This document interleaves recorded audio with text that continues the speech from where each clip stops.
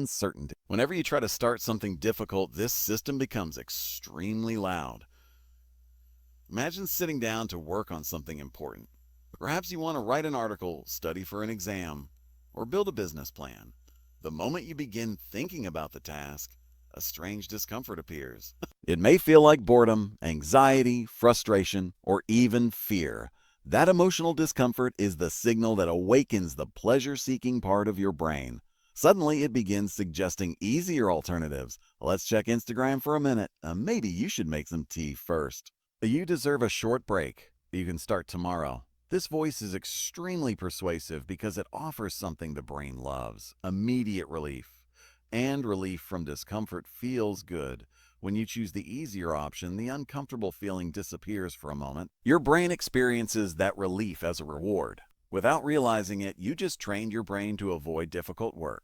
This is how procrastination becomes a pattern. The more often you escape discomfort, the stronger that escape behavior becomes.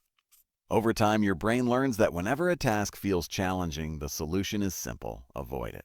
But here is something most people do not realize. The discomfort you feel when thinking about a difficult task is often much worse than the task itself. Scientists have studied the brain while people anticipate doing something unpleasant, and they discovered something fascinating. The anticipation activates the brain's pain centers. Just thinking about the task can feel mentally painful. Yet when people actually start doing the task, that pain disappears almost immediately.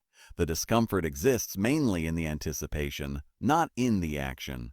Think about the last time you postponed something important. Maybe you avoided sending an email, working out, writing a report, or studying. Before you started, the task seemed huge, heavy, and unpleasant. But once you finally began, you probably realized something surprising.